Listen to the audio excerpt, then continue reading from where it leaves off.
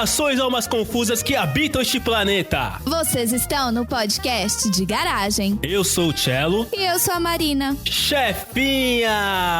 Estamos presentes hoje pra falar do quê? De como que anda a vida no Tio Sam, não é? Pois é, o Tio Sam, aquele tão sonhado Tio Sam que só sabe a verdade quem tá lá. Aquele sonho que as pessoas têm, né? A gente vai explicar exatamente por que Tio Sam e por que tudo mais daqui a pouco, mas vamos falar dos convidados, certo? Sempre temos convidados aqui na garagem. Sempre. Vamos começar com o André. André, aquela velha pergunta de sempre, capciosa no começo do podcast de garagem. Você já andou pela Quinta Avenida assobiando New York alguma vez? Eu nunca assobiei New York, porque eu não gosto de Frank Sinatra. Eu nem viria na minha cabeça isso. Mas o meu professor de guitarra me ensinou a tocar uma música que chama Manhattan. Olha. E eu toquei aqui. Não. Se você andar pela Quinta Avenida solando a música Manhattan com o amplificador pendurado, aí sim vai ser um negócio style. Eu vou atrás passando o chapéu pra caçar as chips.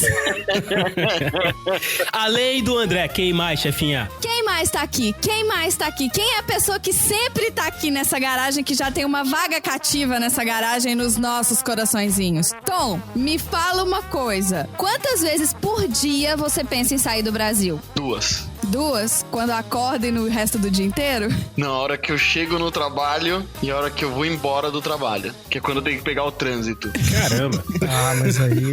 Mas aí a gente vai trazer pra vocês tudo sobre esse mundo do Tio Sam, toda essa outra realidade, essa maluquice. Mas antes, vamos abrir a porta da garagem.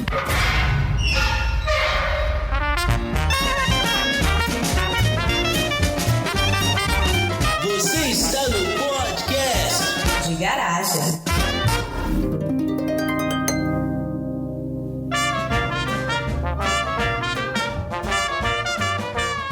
Bom, galera, o contexto é o seguinte, né? Pra quem não sabe, a chefinha e o André foram morar em Nova York aí por questões profissionais. E é claro que isso dá muito assunto, porque o que deve ter de gente querendo saber como que é morar em Nova York, como que é ganhar em dólar, como que é estar ali do lado da Quinta Avenida e como que é receber um monte de encomenda em casa pros amigos e parentes. É por isso que nós trouxemos esse assunto aqui pra poder discutir até onde não der mais. Vai ser maravilhoso ter esse podcast, porque toda vez que alguém começar a fazer aquele monte de pergunta, eu vou só mandar o link. Ótimo. Vamos começar do começo. Vamos começar da documentação. É fácil tirar a documentação pra entrar aí? Vocês tiveram dificuldade? E vocês ficaram com aquela gota de suor escorrendo na testa quando vocês foram passar pela imigração pela primeira vez? Cara, pra mim foram 2 momentos de suar frio, né? A primeira na entrevista no consulado. Porque por mais que a gente já tenha visto de turista, você tem que tirar um novo visto, que era no nosso caso foi um visto de trabalho. E você tem que ir lá no consulado, e existe uma lei americana que fala que você não pode trazer nenhum profissional para os Estados Unidos para desempenhar uma função que pode ser desempenhada por um americano. Você não pode tirar os postos de trabalho dos americanos. Ou seja, além de tudo, a gente tem que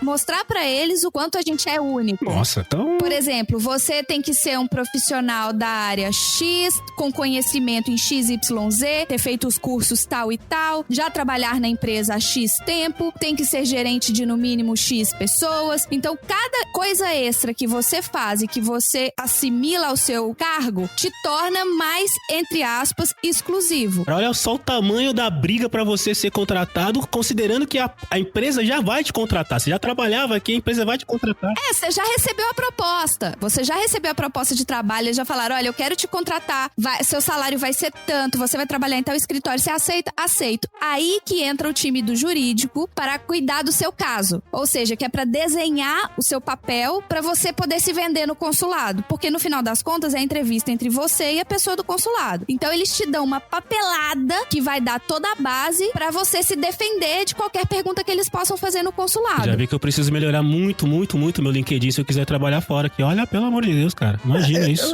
É difícil, eu não sei exatamente qual é a base jurídica que é usada nesse processo, mas tem isso mesmo, assim, você tem que de alguma forma comprovar que você tem as qualificações, obviamente, né, todas as qualificações necessárias para um papel específico que você vai desempenhar aqui. Existe uma avaliação que é feita lá pelo cônsul lá na hora da entrevista. O cara analisa uma série de documentos e você tem que fornecer lá na hora. A empresa, nesse processo que a gente fez, a empresa fornece boa parte disso. O seu papel é meio assim, vai lá e responde o que o cara te perguntar, entendeu? Responde... Com certeza. Responde o que tá escrito aqui, basicamente. Com clareza o que... exatamente. Responde com clareza o que tá escrito ali, né? Essa é uma regra não escrita da vida. Sempre que você for falar alguma coisa que você está sendo avaliado, fale com total certeza que isso conta bastante. E não escreva no formulário nada que não seja verdade, né? De preferência. Porque na hora ali da entrevista, o cara pode fazer alguma pergunta capciosa, alguma coisa que você não se preparou e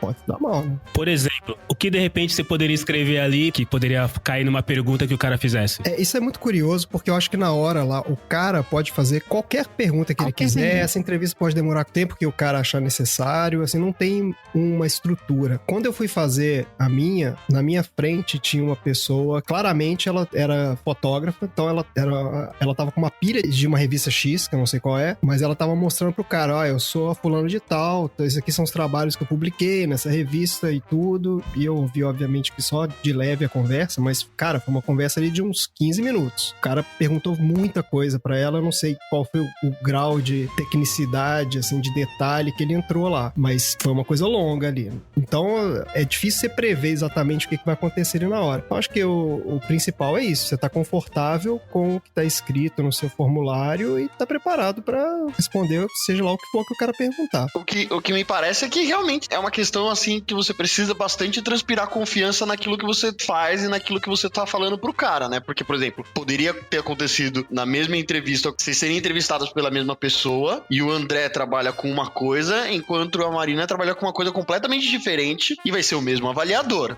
Então, até que ponto o cara tem a competência pra falar de maneira técnica se você é boa naquilo ou não é tanto a questão, né? Mas é mais na questão de você mesmo conseguir dar detalhes pro cara e passar determinada confiança de que, de fato, a sua ida pra lá vai valer a pena, né? Pros dois lados. O nosso caso, tanto o meu caso como o caso do André, a gente veio com um visto que é o visto L. Ele é o visto de transferências de país pela mesma empresa. Então, nós dois trabalhávamos em empresas no Brasil e essas empresas também atuam aqui. Isso é mais fácil pelo fato de ser uma empresa que você já trabalhava aqui, então acho que deve facilitar um pouco a história toda, né? Exato. E assim, empresas muito grandes que levam funcionários de um lado pro outro, o consulado já tá até acostumado a receber as pessoas. Igual o André comentou, a fotógrafa na frente dele demorou 15 minutos na entrevista. Eu demorei 2. E uma das perguntas é quanto tempo você trabalha na sua empresa? No final, eu podia torcer a minha camisa de tanto que eu suei de nervosismo.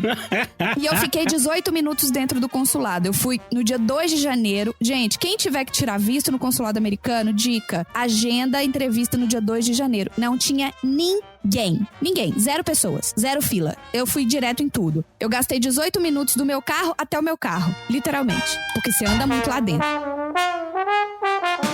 Quem tem a intenção de vir pra fora a trabalho, uma dica que eu sempre dou é: pega toda a sua documentação estudantil, todos os seus históricos escolares, tudo que você tiver de documentação assim, e manda fazer traduções juramentadas. Porque são documentos que vão ser solicitados e demoram um pouco pra fazer. Então, a partir do momento que você já tá com isso pronto, você pula alguns dias, você consegue acelerar alguns dias o seu processo. Beleza, então anotei aqui que a segunda coisa que eu não tenho, porque eu não vou conseguir trabalhar nos Estados Unidos, porque eu não sei onde está a documentação da minha escola e eu também não faço nada que ninguém aí com um pouquinho de interesse, de conhecimento de tecnologia faça. Ótimo. No seu caso, Nina, também não foi fácil você pegar o seu documento da escola, não é? Ainda não tinha saído o certificado do MBA. Eu não sei pra que raios faculdades, assim, você já pagou tudo, já tá pago. Só que seu diploma só sai 1 ano depois que você conclui o curso. Então, seria um ponto a meu favor eu mostrar o MBA, mas só tinha 8 meses que eu tinha formado e a faculdade não tinha liberado o diploma ainda.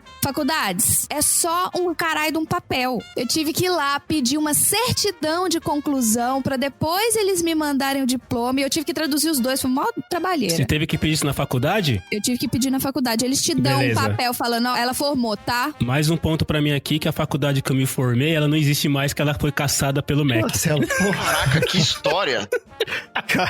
Isso dá um outro podcast. Que história, tá parecendo o Tom Hanks Pix O cara não tem documento naquele nenhum, do nada. aeroporto? Tem carteira de identidade? Isso, puta. Mas relaxa que daqui a 2 anos já não vai existir mais um tanto de faculdade também. Então não vai ser um problema só seu, não. Mas daqui a 2 anos provavelmente vai ter um muro não só ao redor dos Estados Unidos com o México, mas de outros lugares, né? Mas não quero falar muito disso porque eu não quero ter meu podcast censurado, tá? Eu não tenho dúvida, né? Chefinho e Andrezinho passariam nessa entrevista, são profissionais de alto gabarito, de alta experiência. Eu quero saber, algum problema aí com nomes próprios? Ainda mais no caso da Marina. O problema do André ainda é um pouco mais chato que o meu, mas o meu problema é que eu tenho 4 nomes próprios. Mas que petulância também, cara. Parece rei, né? Rei que é Dom Henrique, João, Pedro de... Exato, eu tenho 4 nomes próprios. E aqui, tudo foi feito pra funcionar com um primeiro nome, um nome do meio e um sobrenome. O grande problema é que por eu ter 4 nomes, tudo meu foi preenchido de maneiras diferentes. Então eu tenho lugares onde o meu sobrenome são os 3 últimos nomes. Eu tenho lugar onde o meu nome do meio tá como os meus 2 sobrenomes do meio. Eu tenho lugar que tá que o meu nome e o meu primeiro sobrenome são meu nome próprio, como se fosse Ana Carolina, um nome composto. E aí, por exemplo, quando eu fui fazer minha declaração de imposto de renda aqui, eu não conseguia bater os nomes com a documentação, porque todas mostram o meu nome completo, mas a divisão lá no banco de dados dos caras, e cada um tá feito de um jeito diferente. Mas isso pega mais na questão, isso que você falou, assim, algumas coisas de documentação e mais formais. Na prática mesmo, escolhe o sobrenome que você gosta mais e você vai ter só o seu nome e esse sobrenome, assim, pra tudo na sua vida. Então aí você abre a conta do banco só com nome e sobrenome, você faz o cartão de crédito só com nome e sobrenome, porque se você ficar nessa de querer colocar todos os seus nomes em tudo quanto é coisa, realmente a vida fica difícil. Boa, abrir conta em banco. A gente tem agora todo o movimento de bancos digitais. Como é que funciona? Vocês também têm bancos digitais aí? Eu teve que fazer todo aquele processo de ir lá, levar a cópia do Olerite. Cara, Cópia do Olerite, com 3 vias, assinadas e tudo mais. eu fui declinada no primeiro banco que eu fui pedir pra abrir conta. O banco falou, então, não posso abrir sua conta, não. Por quê? Porque no início, quando eu mudei pra cá, eu tava morando num hotel. Então eu não tinha endereço. Eu também não abriria conta pra alguém que abre num hotel. Não, mas Desculpa. eu tinha uma carta da empresa falando que eu podia usar o endereço da empresa como sendo o meu endereço. Ah, Só não. que eles falaram não. Aí eu fui no outro lado da rua, tinha outro banco. Falei, oi, outro banco. Essa é a minha questão. Na hora eles abriram minha conta, eu já saí com um cartão de lá. Você não mora na empresa, esse negócio de endereço aí, imagina, ia dar um trabalho desdanado. Depois... Você fez a conta no banco e saiu de lá com um rifle, que nem no Tios em Columbine? Não, eu saí só com cartão mesmo. Talvez se for lá, Columbine é qual estado? Você lembra? Colorado. Colorado. Bobear por lá, se bobear, ainda rola. Deve rolar, né? Já que você comentou esse negócio de banco e tudo mais, uma vez que a gente tava conversando, você falou do credit score, a maneira como os caras avaliam o crédito, é totalmente diferente do que a gente tá acostumado por aqui. Cara, isso é uma história muito doida que os caras têm aqui. O conceito disso pelo que eu entendo, é o seguinte, eles mantêm um histórico da sua vida financeira, né? E isso é acessado por todas as empresas com as quais você faz negócio a sua vida toda. Puta, que perigo, cara. Meu Deus. Exato, exatamente, é um perigo. E isso define as taxas de juros que você tem que pagar em diversos serviços de financiamento, coisas que você vai fazer ao longo da sua vida. No Brasil até tem um projeto de lei, eu não sei se tem uma lei, alguma coisa que tentaram fazer isso também. É um projeto. Projeto, né? Do cadastro positivo, eu acho. Isso aí, cadastro positivo. Eu não sei se não colou, não sei o que rolou aí. Eu acho que tava tendo algum problema de integração entre os bancos, enfim. É que é muito difícil você fazer isso quando grande parte da população brasileira sequer é bancarizada. Então, o conceito é esse. Os caras têm acesso à sua vida financeira e, baseado naquilo, se você é um bom pagador, em teoria, você tem acesso a taxas melhores e tudo mais. Só que aí, o inverso dessa moeda é que se você não é um bom pagador, você não tem acesso a quase nada. Que é o caso de qualquer pessoa que chega nos Estados Unidos. Você não tem credit score. Esse histórico é dentro dos Estados Unidos. Ou seja, o histórico de vocês aqui do Brasil não serve pra nada. Pra nada. Zero. Serve pra nada. Você chega aqui e é um número mesmo. Isso é um número que você chega aqui que é exatamente zero. Não. Na verdade, ele varia entre 350 e 980 ou 890, alguma coisa assim. Então a gente começa do 350. A gente começa sem ter crédito. Aí aparece o seu primeiro crédito depois de 6 meses que você tem a primeira conta ativa. O que é uma conta ativa? Ah, foi isso mesmo. É você abrir uma conta no banco, ou você tem um cartão de crédito, ou você fez qualquer coisa. Depois de 6 meses aparece. E quando aparece, ele te dá o referente ao último mês. Toda vez que você, por exemplo, vai pedir um cartão de crédito, eles checam o seu credit score pra ver qual que é o limite do cartão que eles vão te dar. Ou quando você quer, por exemplo, instalar TV a cabo na sua casa, eles chegam o seu credit score pra ver se você é um bom pagador. Pra instalar TV a cabo em casa? É, porque aí eles podem te aceitar como cliente ou não. Cara, é muito doido isso. Eu cheguei aqui e eu queria comprar um chip de celular. Queria fazer uma linha telefônica. Usar meu celular aqui, né? Fazer uma linha de celular. Primeira coisa que o cara te pede é o seu Social Security pra ele checar o seu credit score. Na hora que ele vê os que você não tem, que era o meu caso, ele já barra na hora ali. Fala, não, você não pode ter a linha, só pode ter o pré-pago. Você já não pode ter uma linha pós-paga. Porque você não tem o diabo do credit score. E isso vai, cara, pra várias coisas que você precisa fazer aqui. Você não consegue. Cartão de crédito no início é assim, conta no banco. Alguns bancos acho que até te dão conta, né? Mas não é qualquer banco. E cartão de crédito vai te dar limite de $300. É. Mas isso não seria um nicho de mercado? Porque assim, deve ter uma galera que chega, não de maneira ilegal, mas de maneira legal, mas assim como vocês, não tem um histórico. Exato. Então provavelmente deve existir aí uma grande parcela de pessoas precisando, e se algum banco tiver finança suficiente pra sustentar e bancar essa galera, esse banco pode ter um resultado bom, não é? Exato. Na verdade, existem startups assim.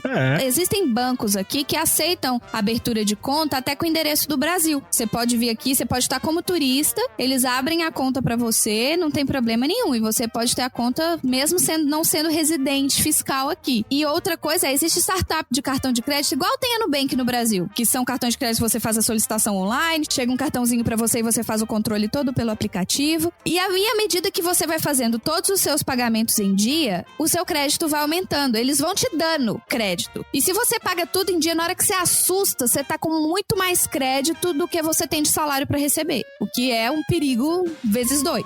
Então, o que o credit score, no final das contas, leva em consideração? Ele leva em consideração quanto tempo você tem de conta aberta, então qual que é a sua conta mais antiga, se você faz os pagamentos em dia, quanto do seu crédito que está sendo utilizado, quantas vezes o seu crédito está sendo solicitado, né? A informação de qual que é o seu crédito está sendo solicitado e quantas contas você tem aberto. Por quê? Eles falam que quanto mais contas você tem aberto, ou contas ou cartões de crédito, cada cartão de crédito conta como uma conta. Mostra que você sabe conciliar todos esses cartões de crédito, você sabe trabalhar com todas essas contas sem que as suas finanças sejam comprometidas. Então isso é um ponto favorável também. Mesmo que você tenha 3 cartões de crédito de $300 de limite para não usar, é bom tê-los para que você tenha essa quantidade de crédito disponível. Depois você vai lá e cancela. Uma história achei muito interessante que o cara me contou quando eu vim pra cá, um colega de trabalho. Ele tava me falando sobre essa história do credit score, eu nem sabia que existia isso. E ele me contou que a Marina falou que tem um dos fatores que eles olham é quantas vezes o seu credit score é checado. E isso influencia no próprio credit score. Então, quanto mais eles checam, ele diminui, que é uma coisa meio bizarra. E eu não sabia. E ele contou que foi comprar um carro e ele ia nas concessionárias. A gente faz pra comprar carro. Você vai num, vai na outra. Eu negocio o preço. Não gostei. Pega uma promoção lá, não sei o que. Vai meio que negociando ali. E falou que nessa ele foi lá, trocou o carro. Passou um tempo, ele foi fazer um financiamento da casa dele, que ele ia comprar a casa. E aí ele viu que o score dele tava baixo. E ele não entendeu o que aconteceu. E foi conversar no banco lá e os caras explicaram pra ele. Falou, não, é porque você teve aqui, quantas consultas você teve aqui no mês passado? Teve não sei quantas consultas. E ele ficou sem entender nada. Mas como assim? Consultaram o meu score e ele baixou? O cara falou, a interpretação é que quando tem muita gente consultando o seu score, é porque você tá muito interessado em fazer um bom negócio e isso provavelmente significa que você tá passando alguma dificuldade. Nossa, caralho, cara, velho. Então, olha a mentalidade, você né? não pode dar sinal de que você é pão duro. Então, assim, você ser pão duro é sinal de que você não sabe gerenciar suas finanças. É uma maluquice. Esses caras não manjam nada de negócio de dinheiro, cara. Os caras têm que passar um tempo aqui com a gente no terceiro mundo pra ver como que funciona.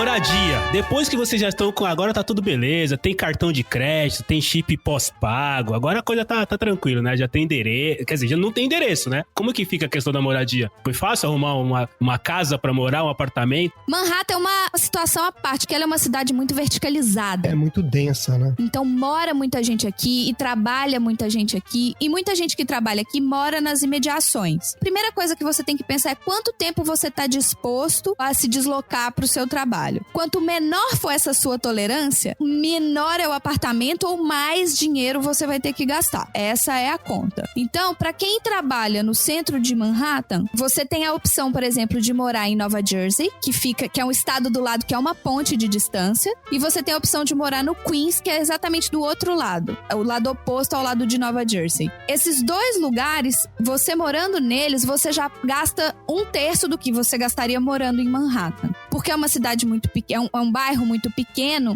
e é extremamente concorrido. O nosso apartamento, a gente visitou terça-feira, depois eu voltei pra tirar umas medidas na quarta, na quinta-feira eu falei que a gente queria fechar, na sexta-feira eu já podia me mudar. Que louco! Contratos de aluguel aqui também são muito rápidos, são contratos de 1 ano. Se você quiser alugar por 2 anos, é mais caro. Ah, é mais caro?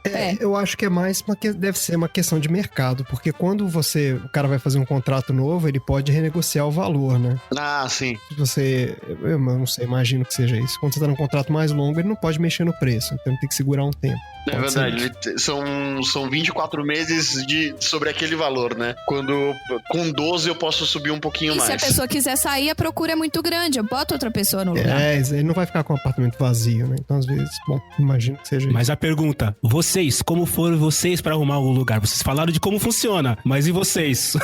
Então, quando eu vim pra cá, eu nos primeiros 40 dias morei em um hotel, que eu tinha, né, que arrumar um lugar pra ficar, e você só consegue arrumar alguma coisa depois que você tá aqui. Porque alugar à distância é a maior furada que existe, por razões óbvias. Sempre é. Eu cheguei a olhar apartamentos pra morar sozinha, mas eu optei por alugar um quarto. Eu aluguei um quarto na casa de uma menina brasileira, muito querida, tenho muito carinho por ela até hoje. Eu tinha 2 roommates, ou seja, depois dos 30 anos, eu fui pra uma maravilhosa república. Uma república depois dos 30 anos, quem diria, né? Uma república de meninas brasileiras, mas assim, era tudo de bom. Foi ótimo, porque assim, é uma economia. Quando você divide, né, as contas da casa com as meninas, eu consegui economizar uma grana e a estrutura, aqui muita gente funciona assim, muita gente aluga somente um quarto. Muita gente. Isso é o que você mais encontra aqui pra alugar, é quarto. E às vezes é casa de família, sabe? A pessoa tem um quarto sobrando, a pessoa aluga o quarto. Mas tem muita situação também que a pessoa aluga um apartamento grande já pra sublocar. Sublocar aqui é comum. Eu acho que porque no Brasil eu acho que é ilegal, inclusive. Não, é ilegal. Eu também acho que é ilegal, porque pelo menos nos contratos de aluguel. É ilegal, você não pode. Contrato de aluguel que a gente fazia aí, sempre vinha uma cláusula falando, é proibido sublocar, não sei o quê. Eu não sei nem como é que Airbnb encaixa nessa história. Então, não, Airbnb, se não me engano, acho que é uma relação de cidade. Pode ser. Airbnb em Nova York não é permitido. Então eu optei por morar com as meninas até o André vir. Quando o André veio, aí a gente foi pra um apartamento pra chamar de nosso. Um apartamento gigante. Tão grande, mas tão grande que assim, você estica os braços e você encosta nas 2 paredes. É maravilhoso nosso apartamento. Ele é quentinho. Se ele é pequenininho, ele é quentinho. E qualquer lugar alto aqui tem uma vista muito bonita, mesmo que seja só uma frestinha que dá pra ver o rio. E aí a gente optou por alugar um apartamento. A gente hoje mora num apartamento próximo do trabalho. É ótimo porque tudo que a gente faz a pé. É uma cidade plana, onde tudo é perto e tudo funciona. É impressionante como as coisas funcionam de verdade aqui. Eu acho que a nossa situação de moradia aqui também, ela é muito particular pro contexto que a gente veio, onde é os 2 trabalhando. Essa provavelmente não vai ser a realidade da grande maioria das pessoas que vêm pra cá, porque os aluguéis aqui são muito caros. Realmente são. Então, a não ser que você entre nesse esquema de dividir com alguém, alugar um quarto, alguma coisa assim. Exato, porque muita gente vem pra cá quando uma das pessoas do casal recebe uma proposta de trabalho, a outra pessoa normalmente vem junto. Ou seja, a pessoa não tá necessariamente empregada. Então, você não pode contar com uma segunda renda. Quando você conta com uma renda só, você tá realmente muito limitado. O nosso caso ele é peculiar até por causa disso. E no caso de um deslocamento para os Estados Unidos, é até um ponto interessante da gente trazer, é que o visto de esposa, ele não te dá autorização de trabalho de imediato. Você tem que estar aqui há pelo menos 6 meses para poder receber a autorização de trabalho. Então, por exemplo, se eu tivesse vindo como esposa do André, não como funcionária da empresa que eu trabalho, só para eu começar a trabalhar, eu teria que ficar 6 meses sem trabalhar. E você também não pode ficar fazendo trabalhos ilegais, nada, porque eles sabem de tudo que você faz aqui, gente. É tudo monitorado. E como é que tem tanta gente ilegal, então, cara? Porque se tem todo esse monte de regras, se é tudo monitorado, tem uma galera ilegal. Na verdade, esse lance de ser ilegal, ele vai pegar se você sair daqui, né? Quiser voltar. Ou se os caras literalmente te pegarem de alguma forma, que não é tão fácil, porque a fiscalização acho que acontece mais na fronteira mesmo. A fiscalização acontece muito nessa parte de transporte. Tem história de gente que tá aqui há anos, 20 anos. O cara tá ilegal aqui. Tá ilegal por quê? Provavelmente porque ele entrou legalmente. E ficou. Então entrou com visto de turista, entrou com visto de estudante, alguma coisa assim, e ficou. E nunca mais foi embora. Ele não indo embora, então ele não entregando um passaporte na alfândega lá, a maior parte das vezes não vai acontecer nada mesmo. Lembrando que essa situação que o André citou, ele é o imigrante irregular. O imigrante ilegal é o que entrou sem autorização. Aquele que foi de barco. É o que foi no caminhão lá. Aquele que foi escondido dentro do porta-luva do carro, que nem aquela novela lá. É risco Sol. de vida. Mas esse aí é barra pesada demais, porque aí é a galera que normalmente tem que pagar pra alguém pra fazer essa entrada ilegal, né? Passa lá pelo deserto. Esse, no caso, é o imigrante ilegal. O ilegal é quem realmente não teve autorização pra entrar. O irregular é que realmente é o que fala, seu status está irregular. Ou seja, você está aqui, mas o seu status já venceu. Você entrou pra ficar 3 meses e ficou 3 anos. Esqueceu de ir embora. Esqueceu, putz, cara. Eu tava aqui. Pode crer. Acontece. Deixei a roupa no varal. Esqueci. Mas igual eu comentei, a pessoa com visto de turismo, ela pode abrir conta em banco. Ela vai ter menos crédito, mas ela pode abrir conta em banco, ela pode ter cartão de crédito, ela pode alugar um apartamento. Porque eu ia perguntar, como é que funciona o sistema de Social Security pra alguém que tá irregular? Aí é que funciona tá. normalmente? Não, aí é que tá. Pra você ter um Social Security, você precisa estar regular. Existem pessoas que já tiveram Social Security, porque elas já estiveram regulares uma época da vida delas, e elas continuam tendo o documento. Se registros estão entrando nesse número, você pode ter um problema se você eventualmente quiser sair do país ou se você quiser regularizar, porque ali já tá a prova clara de que você estava aqui, que você estava irregular, que você estava usando um documento que você não tinha autorização pra estar usando. Eu tenho a sensação que quando passa aqui nas televisões do Brasil, que tem o Brazilian Day, tem aquela porrada de brasileiro assistindo o show da Ivete Sangalo e do Jota Quest, o Serginho Groisman apresentando. Brasilian Day é maravilhoso, cara. Eu tenho a sensação que se bater a polícia ali, vai sobrar só o Serginho Groisman, só o Jota Quest e só a Ivete Sangalo. Porque eles estão a trabalho, né? Olha lá. E olha lá. E o Andrezinho e a chefinha, porque de resto, cara, vocês foram no Brazilian Day, cara? A gente não vai, porque a gente nunca mais vai nesse negócio, cara. Foi uma roubada inacreditável. Brazilian Day não é pra nós. Nós não somos brasileiros porque dignos do Brazilian a gente tava Day. na fissura de comer pastel. Esse que era o problema. Vocês foram no Brazilian Day pra comer pastel? E tomar água de coco. E tomar água de coco. Era o que eu iria fazer também. Cara, era o único motivo que eu iria pro Brazilian Não Day. é? O Brazilian... Eu acho que deve existir algum acordo entre eventos ou a prefeitura ou uma vista grossa que esse pessoal de imigração faz nesse tipo de evento de país. Eu não digo só no Brazilian Day. Com certeza. O cara não vai dar pra fazer A pergunta é, existe o Mexican Day? Existe. Cara, o Mexican Day, se eu fosse, né, desculpa, mas vamos lá, é a realidade do mundo, né? Se eu fosse mexicano, nunca que eu iria no Mexican Day, que é basicamente você ir dentro de uma armadilha. Meu Deus. Ai, que horror. Desculpa, mas é a realidade atual da situação, né, cara? E por que vocês tiveram que ir no Brazilian Day pra comer pastel? Então, o problema do Brazilian Day é que a gente nunca tinha ido. Então, a gente ficou pensando, nossa, que legal, a gente tinha Brazilian acabado Day, de vamos mudar. ver pessoas do Brasil, vai ter feirinha. Na minha cabeça, era uma coisa do tipo... Imagina Era uma feirinha daquelas de bairro de São Paulo. Sabe aquela feirinha que tem um dia da semana perto do seu bairro? Tô imaginando a decepção dos dois em chegar no Brazilian Day e ver que não tinha nada de Brasília. Ele ia ter... eu não sei, cara. Eu pensei em alguma coisa muito bucólica, assim. Que ia ser alguma tipo, feira de semana? Alguma coisa assim? O cara gritando? Eu imaginei que fosse uma coisa muito bucólica, onde teria, assim, as barraquinhas vendendo fruta, a barraquinha vendendo pastel, a barraquinha, sabe? Aquela feirinha que tem aí em São Paulo. Entendi. O cara gritando, o tomate! Achei que era aquilo lá, cara. Falei, o Brasil é isso, né? Isso é Brasil. Chegou lá, cara. E aí, quando você chega lá... Pra começar, que tinha um PA inacreditável de... Cara, era muito gigante, mas ele era muito mal colocado. Então, se você passava na frente do PA, você quase explodia o seu ouvido tocando aquelas músicas horríveis. Não sei nem o que tava tocando lá. Sertanejo universitário? Eu não sei o que era. Eu não consigo lembrar, porque eu não consegui prestar atenção. O que era? Brasil check, tá aqui. Sertanejo universitário, Brasil check. Próximo, tem que ter. Só que era muito mal dimensionado. Então ele tava... Eu não sei, cara, a acústica do negócio era bizarra. Porque o negócio era céu aberto. Exato, era céu aberto. Ele ocupava alguns quarteirões da Quinta Avenida e só tinha dois PA, só tinha 2 caixas de som. Ele investiu em potência. Ele falou, vou botar a maior caixa que eu puder colocar aqui, mas assim... E põe no talo. Vou colocar no máximo. Vou fazer um Motorhead aqui no negócio. Só que só tinha esses 2 PAs. Então era só quando você passava na frente do negócio que você ouvia a música. Então você tava fazendo um silêncio e de repente... e aí depois você passava de novo e silêncio.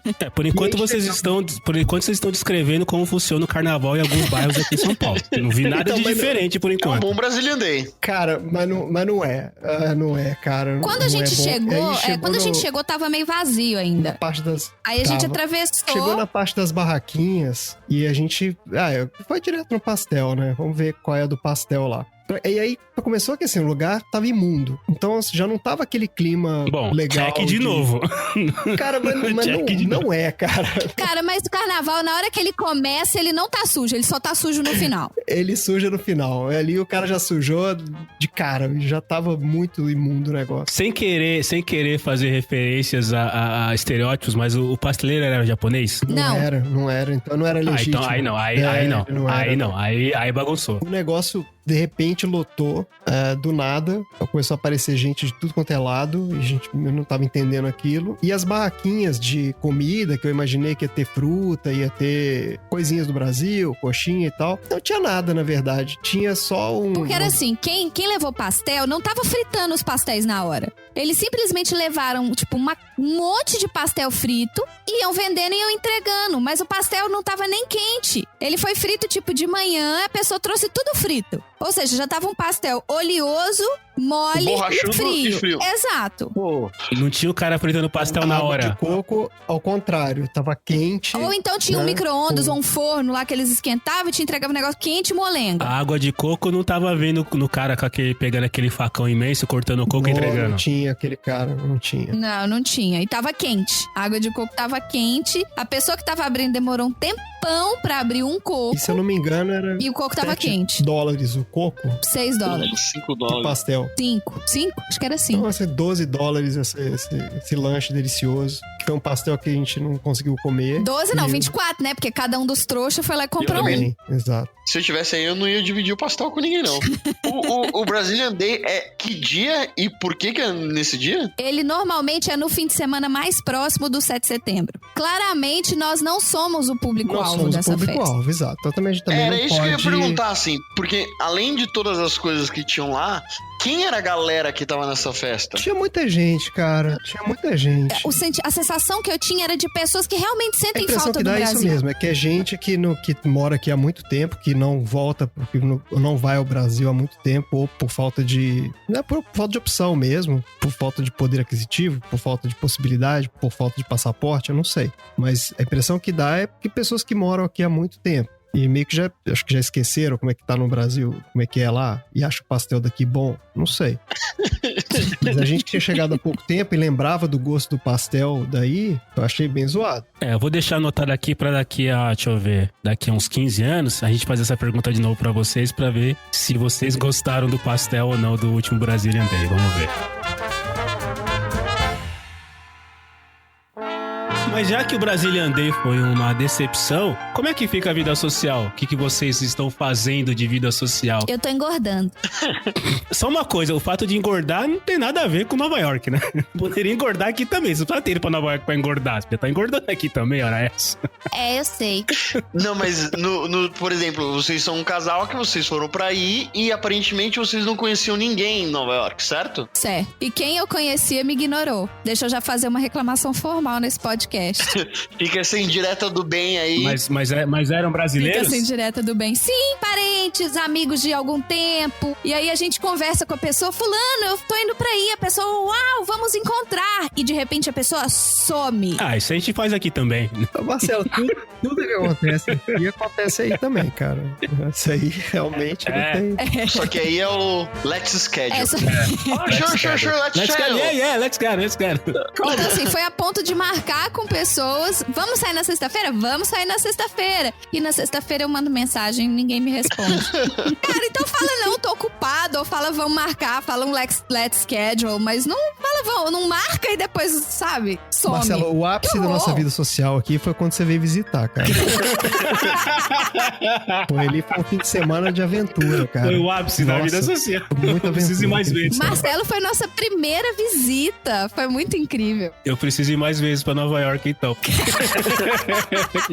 Mas assim, talvez é o costume das pessoas mesmo. Assim como elas fazem aqui no Brasil o lance de, vamos marcar, vamos, a gente se encontra, tudo mais e tal, e acaba não acontecendo. Talvez quando vocês foram, vocês estavam numa expectativa que poderia ser diferente, porque é outro país e as pessoas talvez mudariam a cultura, a maneira de ser. Vocês estavam nessa expectativa? Nova York, eles falam que é uma cidade do mundo, né? Que o que menos tem aqui, na verdade, é americano. Então eu realmente não sei te falar exatamente qual é o comportamento do americano, porque eu não conheço quase nenhum. Se você for olhar na minha área de trabalho, nas baias, né, de onde eu trabalho, tem um chinês, uma francesa, uma porto-riquenha, eu, né, brasileira, aí tem uma mulher de Porto Príncipe, tem uma russa e tem uma polonesa. Americano mesmo não tem. Americano tem a secretária, ela senta um pouquinho mais afastada, uma simpatia, uma senhorinha, mas assim, ninguém que a gente vai chamar pra tomar uma, entendeu? Eu conheci algumas pessoas no trabalho, mas são culturas muito diferentes, então é muito difícil você falar se é porque elas moram aqui, se é porque a cultura deles é assim. Vou te dar um exemplo. Uma das coisas mais estranhas que eu já vi aqui nos Estados Unidos é que as pessoas celebram aniversário, certo? Assim como em todo lugar do mundo. Ok. Só que aqui as pessoas cantam parabéns, elas não batem palma. Ah, não? Não. Daí você vai cantar parabéns e fica sozinha batendo palma.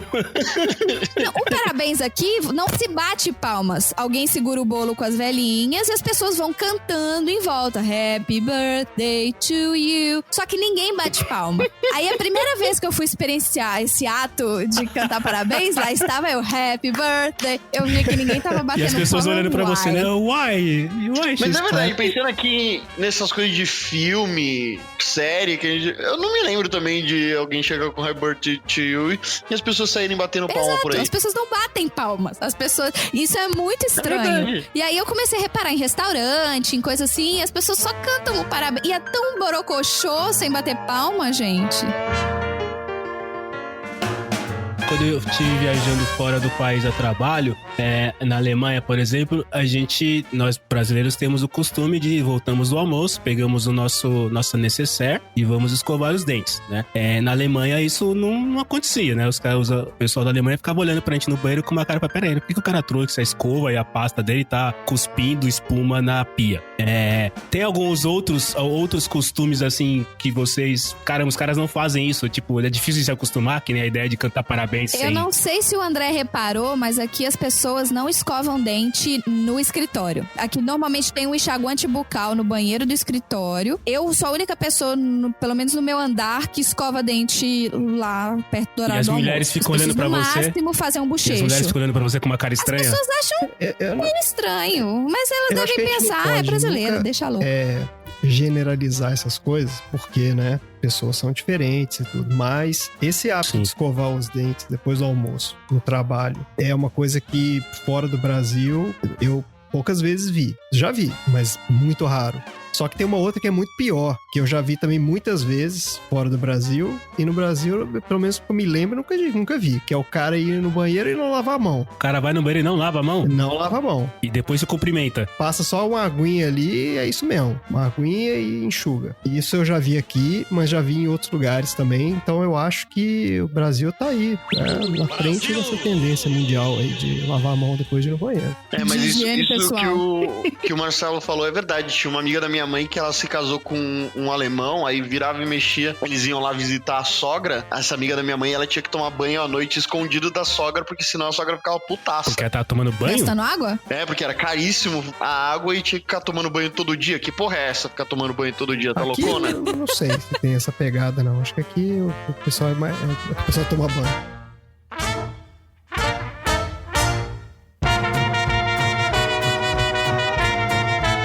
Uma coisa que eu queria perguntar pra vocês era assim, não sei quanto André, mas a Marina, se foi pra Nova York, foi uma vez ou outra, certo?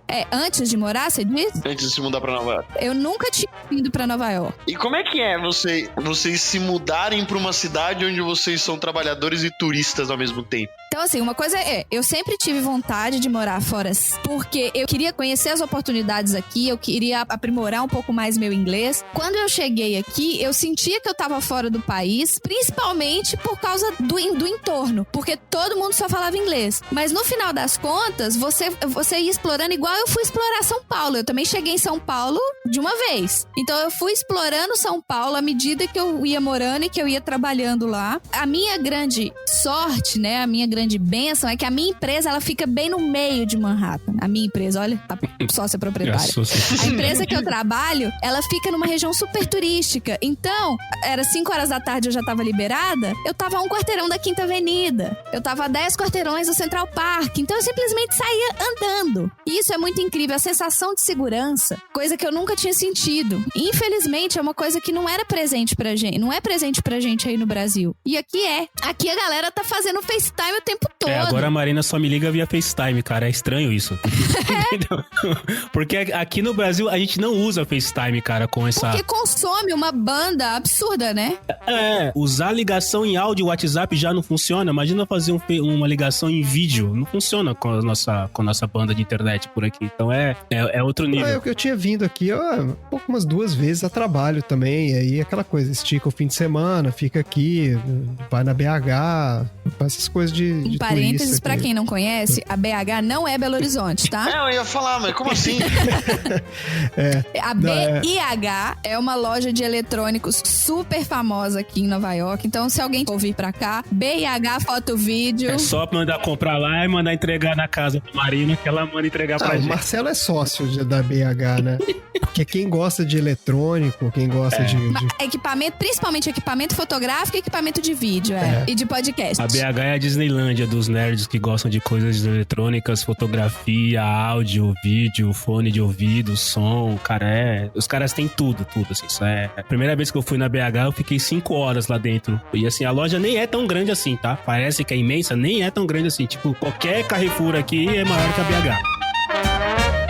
Vamos fazer o check aqui então de passeios turísticos, vamos lá. Coisas básicas que as pessoas que vão pra Nova York sempre falam que, né, passeios básicos de Nova York. Vocês já foram no Rockefeller Center? Sim. Sim, check. Vocês já foram no Madame Tussauds? Passar na porta serve? Não, tem que entrar então, lá, tirar foto com os bonecos de cera. A gente passa na frente dele, com frequência, mas não. Eu tenho medo daqueles bonecos. Né? Pô, cara, parece... É muito realista aquilo. Eu acho um rolê bizarro. É um rolê bizarro.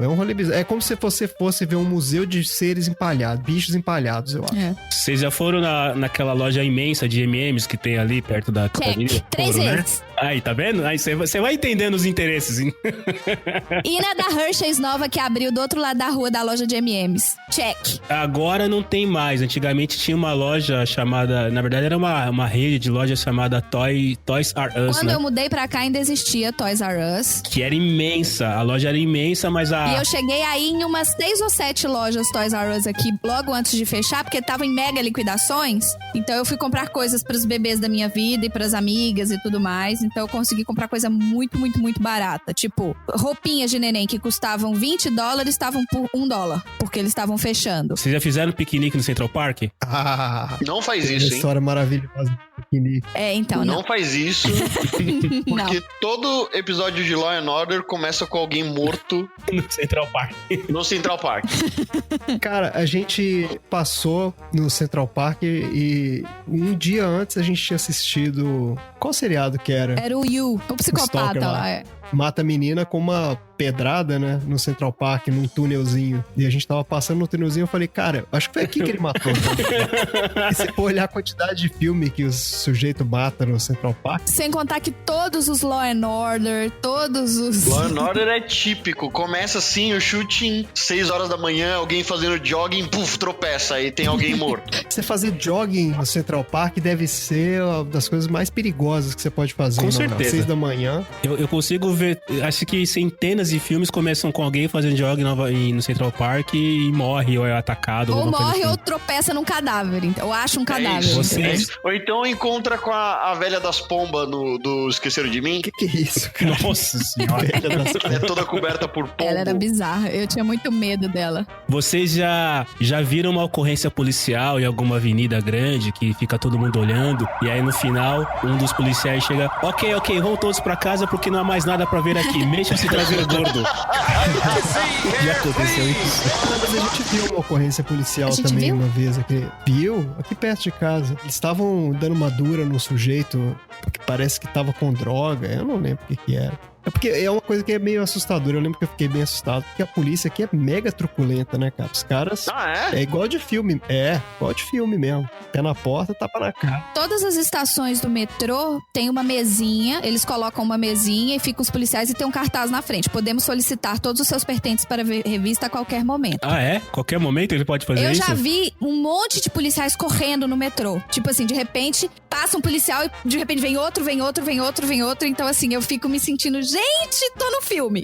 Cadê o câmera, Eles devem né? atrasados pro cafezinho, pra É. comer o café com donuts. Não, porque provavelmente. o que tá comendo donuts ainda tá vindo, entendeu? Ele tá lá atrás, aí Ele ele vem por tropeça. último, né? Ele vem por último andando e comendo donuts, né? Isso, ele tropeça com a boca toda suja de açúcar ainda. O que não é tão divertido que rola aqui, mas esse dia eu fiquei travado mesmo, é essas ameaças terroristas, né? Já teve aqui umas 2 vezes alerta de atentado terrorista. É, porque aqui eles levam qualquer alerta muito a sério. Ah, é? Eles tratam os alertas.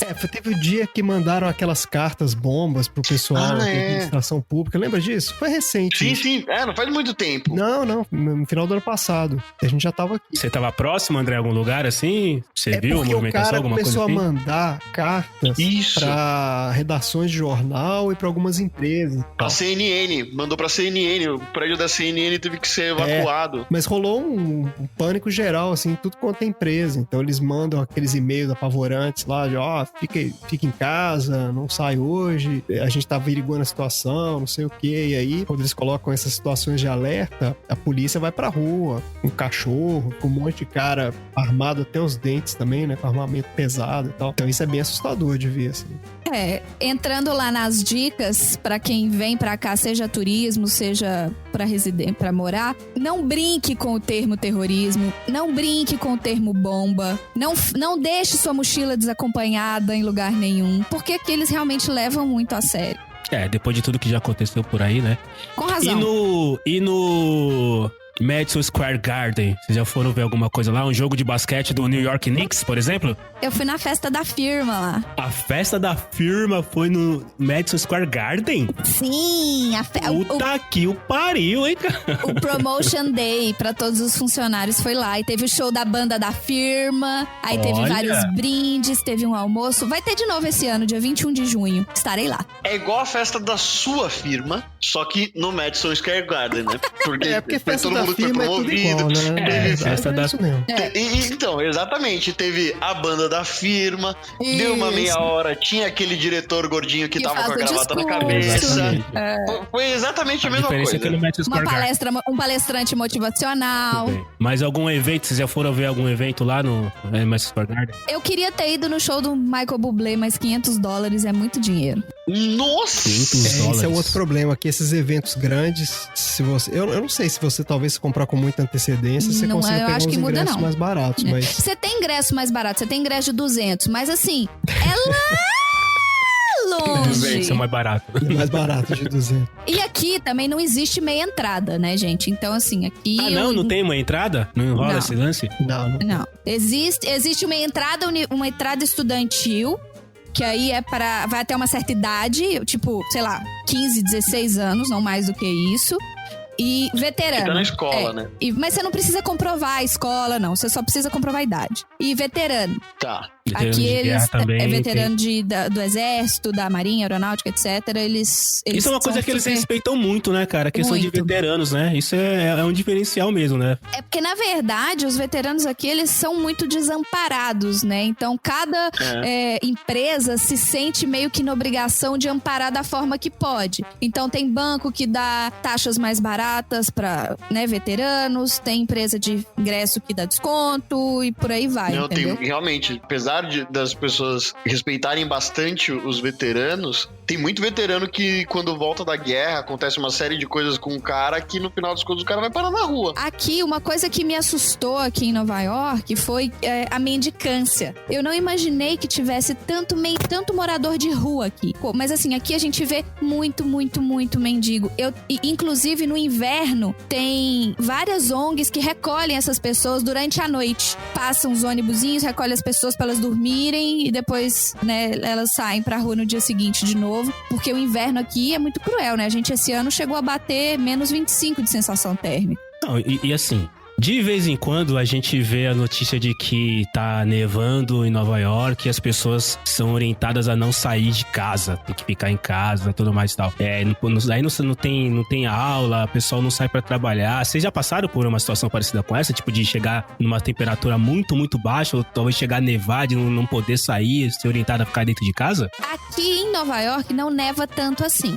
Por exemplo, já teve no ano passado teve uma época que nevou aqui em Nova York, mas o suficiente assim pra dar 2, 3 dedos de neve, pra deixar tudo branquinho e lindo. Mas em New Jersey, que é o estado que, se você fizer uma linha reta, são 4 quilômetros, sei lá, pra chegar lá, nevou a ponto de ter subido palmos e palmos de neve que as pessoas não conseguiam abrir a porta de casa. E aí, cara? E as pessoas têm gerador. Então, assim, aqui, as pessoas que estão nessas áreas onde neva muito, elas já têm toda uma estrutura dentro da casa delas pra comportar esse tipo de coisa. Eu lembro uma vez de estar conversando com uma diretora, ela mora no meio dos Estados Unidos, eu não lembro exatamente aonde, mas ela atrasou pra começar o dia dela porque ela tinha que tirar a neve do telhado, porque tinha acumulado tanta neve no telhado, se nevasse mais, corria o risco de quebrar o telhado. Nossa, pela quantidade de neve no telhado? Ela tinha literalmente que empurrar pra cair pelo menos a maioria da neve do telhado. Só que quando cai a neve do telhado, tampa a frente da sua casa.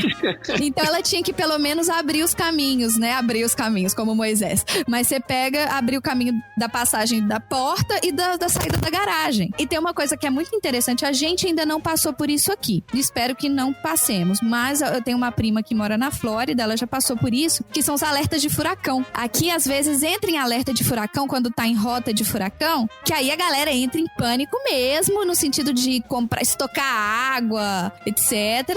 A empresa que eu trabalho, ela tem um alerta por SMS que te avisa se vai chover demais a ponto de alagar, se vai nevar demais a ponto de comprometer os deslocamentos. Ela te manda mensagem e fala pra você ficar de casa. Em Nova York você falou que chega a ter 2 dedos de neve, é isso? Aqui eu nunca peguei muita neve. Eu peguei um dia Cara, 2 dedos de neve é neve pra caramba, viu? Pra gente que não tá acostumado, porra. Sim, é um dia muito gelado e assim, o que é muito perigoso, principalmente pra gente que não tá acostumado, fica super escorregadio. É muito perigoso. A primeira vez que eu saí e fui trabalhar no dia seguinte a uma nevasca, depois do terceiro escorregão de quase cair, eu fui numa loja e comprei uma bota de neve. Isso é uma coisa, né? Toda roupa de frio que você tem num país que não é um país de frio não serve, né? Você tem que comprar outras roupas. Então, né? assim, no Brasil, a gente não tem roupa. Não, a gente não tem roupa de frio. Que suporte o frio. A gente não tem roupa de frio. A roupa que nós temos aqui não é de frio. Uma coisa que eu achei muito legal depois que eu mudei pra cá é que aqui as coisas mais básicas, como logística e transporte, elas funcionam. Seja no metrô, né? Com o metrô aqui dentro de Nova York você tá na maioria dos lugares. Seja com os correios, por exemplo. Hoje a Amazon faz as entregas via correios e você consegue literalmente fazer uma compra online pra entrega no dia seguinte.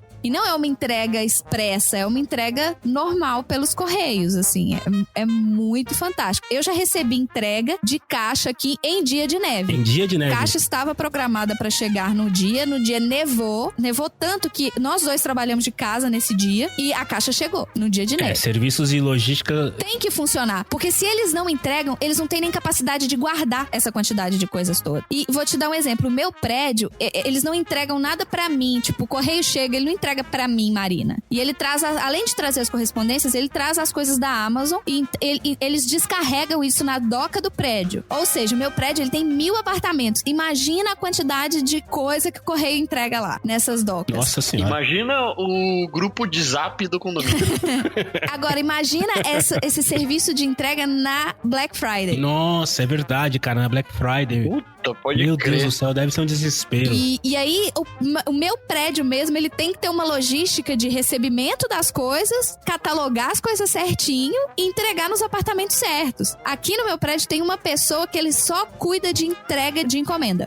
Uma. Ele fica o dia inteiro. Caramba, eu imaginei que você ia falar que tinha uns 10 caras fazendo isso. Tem uma pessoa pra entregar pra 1000 apartamentos? Mas ele é por conta e os apartamentos que autorizam a entrega. Porque você tem que autorizar o cara a entrar no seu apartamento. Ah, o cara pode entrar no apartamento pra deixar a encomenda lá dentro, ele não deixa na porta. Não, ele abre a porta e deixa do lado de dentro da porta. Não fica pra fora. Caramba. Você autorizando ele, o cara vai passando nos andares e vai entregando as encomendas. Eu acho isso muito fantástico, de ter as coisas serem entregues dentro da minha casinha. Esse é o tipo de serviço que nunca funcionaria no Brasil, cara. Você dá a liberdade pra pessoa que vai fazer a entrega colocar dentro da sua casa. Isso nunca funcionaria. Aí é uma questão de cultura, né? Total, uma questão de cultura completa. E além disso, aqui as entregas de comida, elas são feitas também na porta do seu apartamento. Aqui também. Ah, não, é verdade, comida não, eu tô confundindo. Não, poder subir é bem difícil. Tem alguns poucos prédios que permitem que o cara entregue a pizza na sua porta, mas é muito pouco, muito pouco. Normalmente aqueles prédios menores, assim, que, puta, tem poucos andares, né? Aqui é normal. Às vezes o cara sobe e ninguém nem anuncia. Olha isso, cara. Na hora que você assusta, ele tá tocando a campainha aqui na porta. Caramba, nem a pau. Aqui os caras quase fazem uma mini cadeia pro entregador de pizza. Que abre uma porta assim, a outra não abre, e depois fecha, o cara fica preso lá e ele não sai enquanto ele não entregar de calabresa. Esses serviços são os básicos. E assim, americano é muito bom pra inventar muita coisa. Serviços inusitados. Na verdade, não tanto de americanos. O lugar que eu mais ouvi falar de serviços inusitados foi no Japão.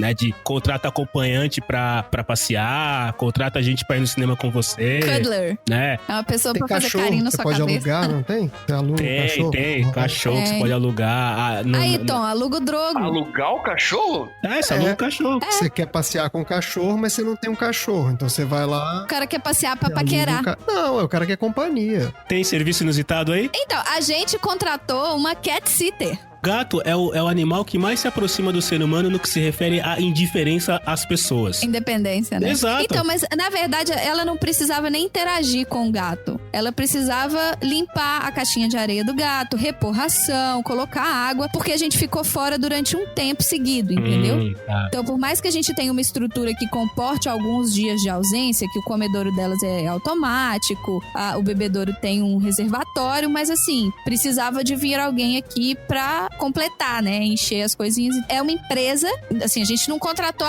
uma pessoa X que veio ver o gato, não. A gente contratou uma empresa de cat sitters que mandou a cat sitter que mora mais perto do nosso apartamento, porque qualquer emergência que acontecer, ela pode vir aqui acudir. Caramba, cara, olha isso. E ela veio aqui 2 dias antes de eu viajar, me conheceu as meninas, eu expliquei toda a rotina pra ela. As meninas, no caso, as gatas. Isso. Tá, só pra deixar claro. E é isso, assim, você vê que existem esses serviços que, existe pra pessoa que cuida de gato no Brasil? Existe.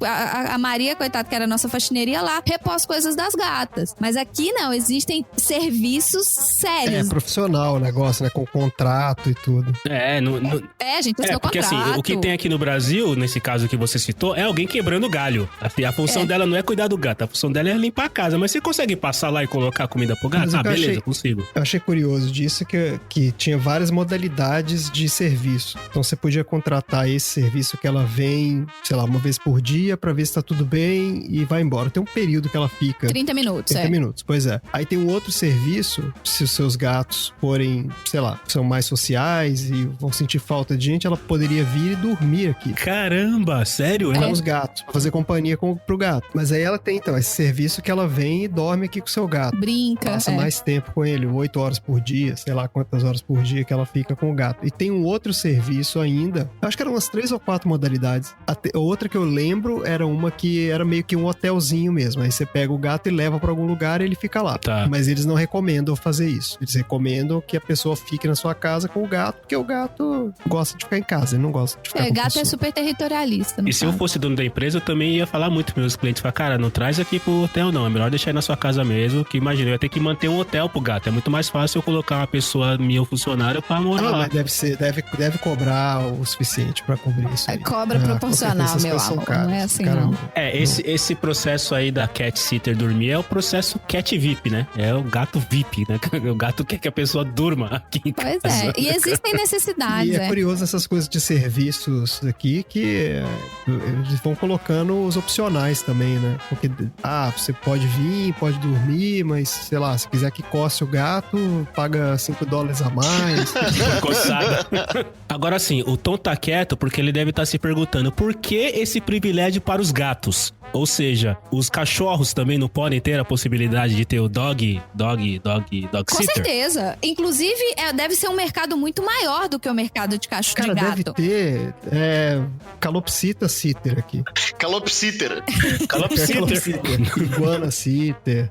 Aqui no nosso andar, eu não sei se vocês são familiarizados com raça de cachorro, mas aqui no nosso andar tem um Weimaraner. Tem quem? Vai quem?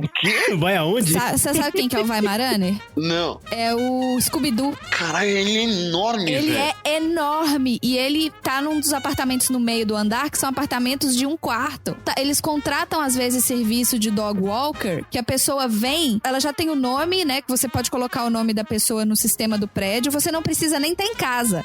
Na recepção, eles te dão uma chave reserva, você pega o cachorro, passeia, volta o cachorro, guarda o cachorro em casa de novo e devolve a chave na portaria. Inclusive, no nosso prédio tem porque quando tá nevando ou quando tá chovendo muito, você tem uma área que é fechada, coberta, para os pets brincarem. É como se fosse um playroom de pets. Cara, esse mercado para animais de estimação é um mercado sem fundo, assim, porque as pessoas realmente tratam os animais de estimação como se fossem filhos. Então, qualquer tipo de serviço, por mais estranho que possa parecer numa primeira vista, vai ter público sim, né, cara? Com certeza. Ainda mais aqui, em que as pessoas trabalham demais e os cachorros, eles ficam o tempo todo dentro de apartamentos minúsculos e não é caro, sabe? Eu já vi tem aplicativo de dog walking que às vezes eles cobram tipo $12 a hora. Pra o cara que é um puta executivo, que tá ganhando uma grana aqui, não mata você gastar $30, $40 por semana pro seu cachorro passear mais na rua, entendeu? O povo gasta muito mais do que isso com cachorro. Eu achei um pet sitter aqui, $20 a hora, que cachorros, gatos, peixes, pássaros, répteis, pequenos mamíferos, etc. E aí, meu filho, entra elefante, qualquer coisa. Fazenda de formiga. Isso, só faltou o cara colocar reino animalia.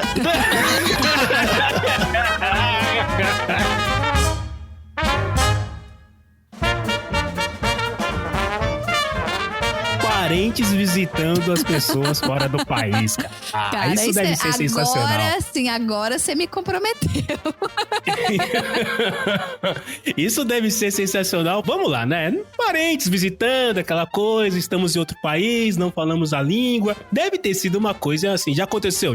Deve ter sido uma coisa, no mínimo, tudo bem, não precisa contar todas as histórias aqui, porque a gente não quer ninguém deserdando ninguém. Mas, deve ter sido interessante, cara, né? é super curioso, porque assim, é uma realidade muito diferente diferente da realidade deles, né? E ao mesmo tempo as pessoas são super curiosas de entender o que tá acontecendo. Então, ao mesmo tempo que eu tinha que fazer as coisas andarem, entendeu? Por exemplo, fazer a compra no mercado, eu também tinha que responder todas as perguntas de o que é isso, o que é aquilo, pra que isso serve? E como que... Nossa, como que paga? Nossa, que legal, olha isso aqui. Então, assim, eram vários comentários, eu tinha que ver onde que as pessoas estavam, eu tinha que estar dentro do campo de visão das pessoas pra elas não se perderem, porque se perder é mais difícil ainda de encontrar. Então, ou seja, eu tinha que fazer... Eu me senti, no início, pelo menos nos primeiros dias, eu me senti aquela tia da escola no dia da excursão, sabe? Que tem cada criança tá olhando pra um lado e você ainda tem que, tipo, vamos pro ônibus, todo mundo, vamos? Sempre olhando, todo mundo olhando pra frente. Então, assim, foi super peculiar, assim. Mas o que eu posso falar é que a minha família abraçou todas as coisas que eu enfiei eles. Então, assim, eles comeram comida que eles não conheciam, andaram de metrô. Ó, o negócio é o seguinte, não tem carro, não. Então, cada um pega seu bilhete do metrô aí e vamos pegar metrô. E andamos de metrô pra baixo pra cima, carregamos sacola, levei no outlet, e aí tiveram que fazer conta. Ah, não, isso aqui é 20%, 50%, tem taxa, não tem taxa. Então, assim, a reclamação que eu escutei que foi mais constante é que tava todo mundo muito cansado. Porque eles andaram demais. E pelo que você tá falando, você deve ter ficado exausta também, né? Porque, literalmente, né? Ser a tia da excursão, cara, não é um negócio muito fácil, né? Ainda mais pra adultos, depois dessas férias deles, quem precisa de férias sou eu. Não, imagina. Você acompanhou, André, o pessoal fazendo a visita e tudo mais? Ou você, de maneira bem estratégica, estava fora nesse momento? Convenientemente? Então, coincidentemente, eu tive que fazer uma viagem nessa época que eles estavam aqui, então eu só acompanhei os primeiros 2 dias, mas estava trabalhando também, então não pude ficar muito junto. Mas a Marina fez uma programação mega profissional também. Ela foi realmente um trabalho de guia turístico mesmo. Comprar ingresso. Até porque a gente não fez nenhum passeio turístico, super turístico. Igual você estava listando, teve vários que você poderia ter listado que a gente também não foi. Porque os passeios turísticos que o Marcelo listou também, é só assim, foi na loja tal, foi na outra loja, o turismo fez, né? Comprar bugiganga. E foi ótimo, porque vários passeios que eu não queria fazer, ela fez. Então, já tá feito. Então, convenientemente ordenado. Melhor dos mundos. Eles tiraram foto com o cowboy pelado? Não, mas tinha um cara vestido de Trump. Um cara vestido de Trump? Muito bizarro. Tinha um cara vestido de Trump, muito bizarro. Mas aí eles são meio tímidos. Por não falar inglês, eles ficaram meio tímidos. Certamente o cara também não falava inglês. Então tava tudo em casa. Galera fica aqui, né? Mas assim, eu descobri que a minha casa, o limite de quantidade de pessoas dela é muito pequeno. Porque quando começou a todo mundo fazer mala ao mesmo tempo, eu entrei em pânico. Não tinha chão suficiente pra abrir todas as malas. A gente abre uma, fecha, guarda, agora abre a outra. Porque não dava chão suficiente pra todas as malas.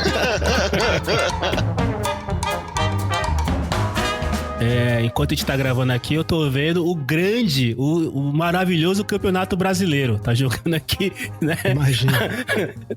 Não quero nem te dizer quem tá jogando, né? Mas tá aquela coisa maravilhosa. Nós estamos em tempo de Champions League, mas eu tô vendo o Campeonato Brasileiro. E aí, cara, americano não tem futebol do jeito que a gente tem aqui, né? Eles jogam futebol com a mão, né? Não faz sentido nenhum. Pra mim seria legal, porque eu gosto de basquete. Então, putz, cara, é o mundo do basquete. Você tá aí do lado do Madison Square Garden, jogos de basquete sensacionais e os caras sabem fazer, mas você consegue acompanhar esporte aí de alguma maneira? Você mudou o gosto de esporte? Você tá assistindo hóquei no gelo? Tá assistindo beisebol? Você mudou a sua linha de esporte ou você consegue ver alguma coisa? Ainda não, mas provavelmente vou ter que começar em algum momento, porque o futebol aqui e nada é a mesma coisa, cara. Essa semana mesmo teve os jogos da Champions League aqui e teve uns jogos sensacionais e tudo, e eu doido pra comentar com alguém. Cara, assim, zero.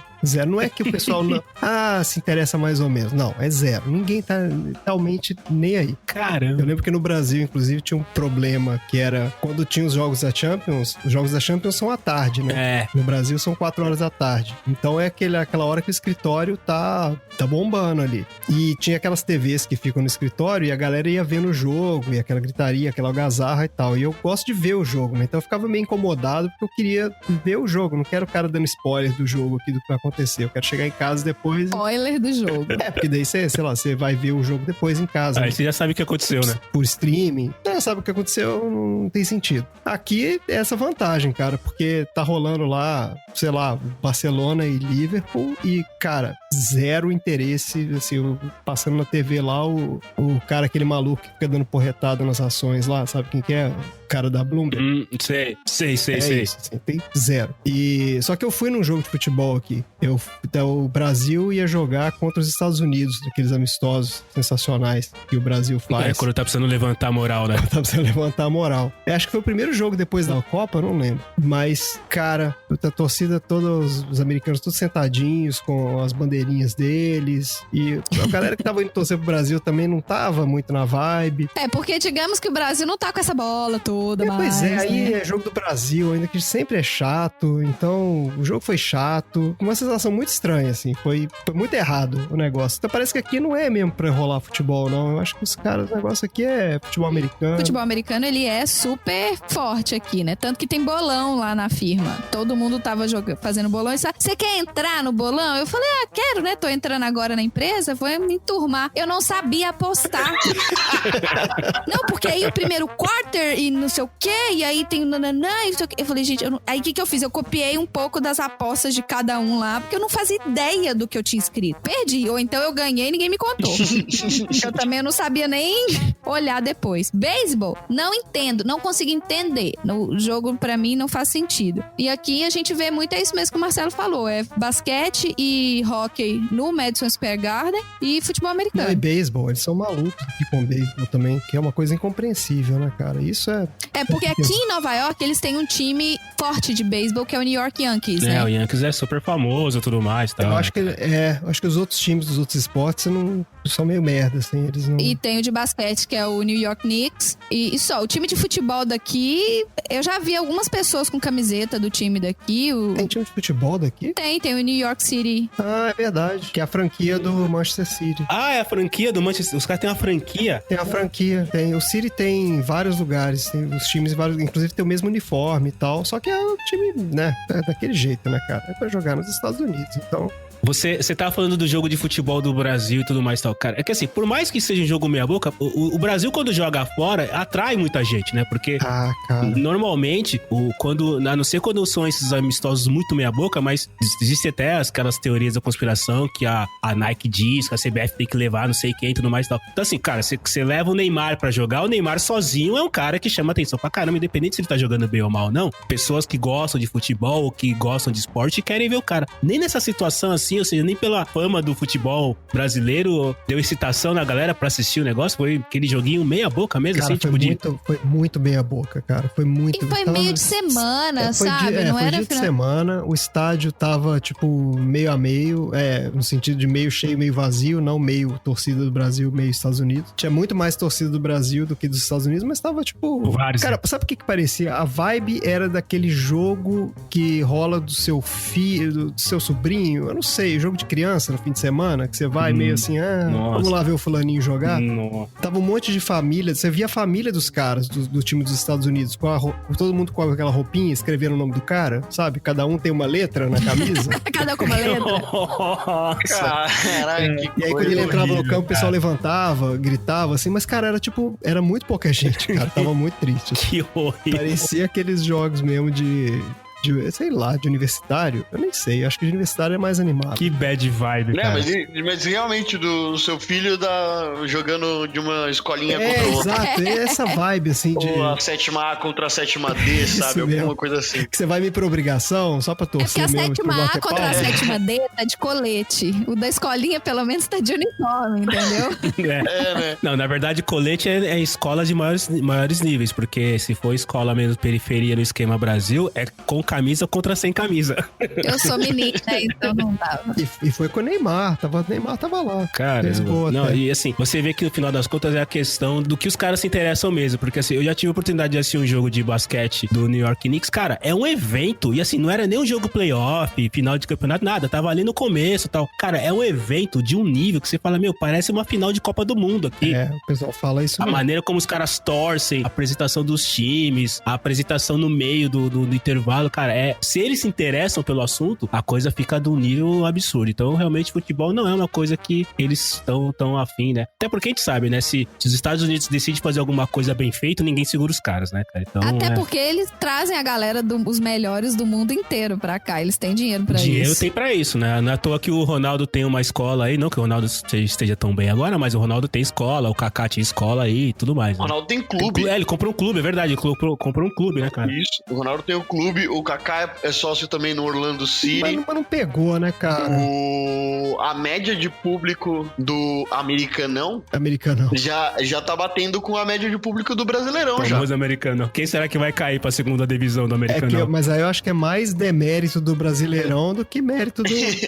Então, é que não tem, né? A média de público do Americanão era tipo 30 mil por partida. Porra, gente, É gente, sabe? Não que eles tenham, tipo, um interesse maluco como os argentinos têm, como os ingleses têm, até porque o brasileiro já não tem mais tanto interesse assim, realmente, como o André disse, mas eles estão indo lá, sabe? Pela diversão mesmo do negócio. Aqui tem uma comunidade muito grande também de imigrante, né? E latino é apaixonado por futebol. Então eu acho que esse pessoal também é um público forte aqui. Nesse jogo do Brasil mesmo, lá contra os Estados Unidos, você via, acho que só tinha latino lá, cara. Né? Mesmo torcendo pros Estados Unidos, assim, era o pessoal que mora aqui, gosta do time, sei lá.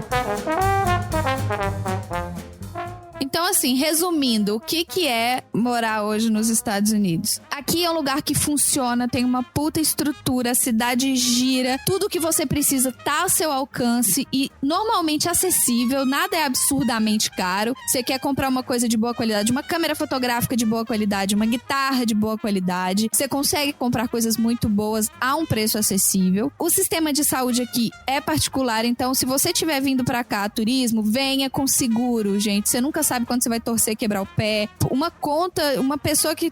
Eu fiquei sabendo de uma história de uma pessoa que teve uma crise de apendicite aqui, saiu com uma conta de mais de $250 mil do hospital porque ela teve que tirar o apêndice. Meu Deus. Então, assim, você venha com seguro, sabe?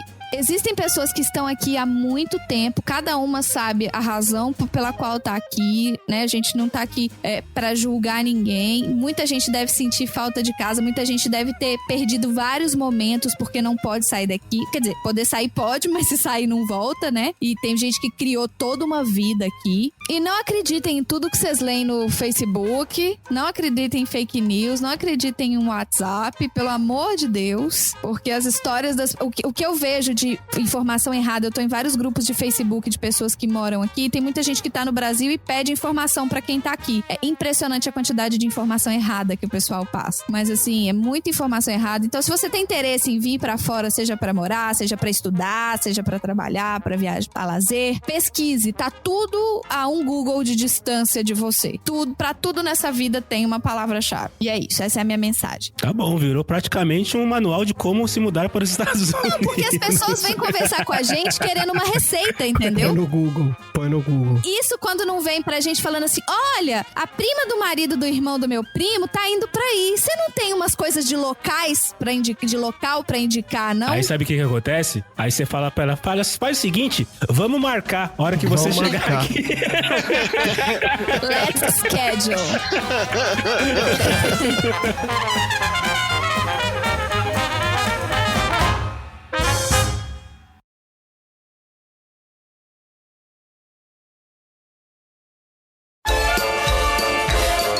Oi, gente! Olha eu aqui de novo. Só queria avisar que nós vamos ter que gravar mais alguns episódios com esse tema, porque depois que a gente desligou, eu e o André lembramos de um monte de coisa legal que a gente esqueceu de falar, como qualquer coisa na vida, né? Mas aqui, conta pra gente o que você achou desse episódio, ou o que você tá achando do podcast de garagem até agora. Manda tudo o que você tiver pra nos contar pro estagiário@podcastdegaragem.com.br, que a nossa equipe tá doidinha pra saber o que se passa na sua cabeça. Assine o Podcast de Garagem no iTunes, no Spotify ou então no seu agregador de podcasts favoritos. E não se esqueçam, sigam a gente nas mídias sociais. Podcast de Garagem no Facebook, @podcast de garagem no Instagram e @podcast de garagem com D mudo no Twitter. E pra finalizar esse lindo episódio, eu guardei uma pérola maravilhosa que foi cortada na edição, mas ficou boa demais pra não ser dividida com vocês. Escuta aí.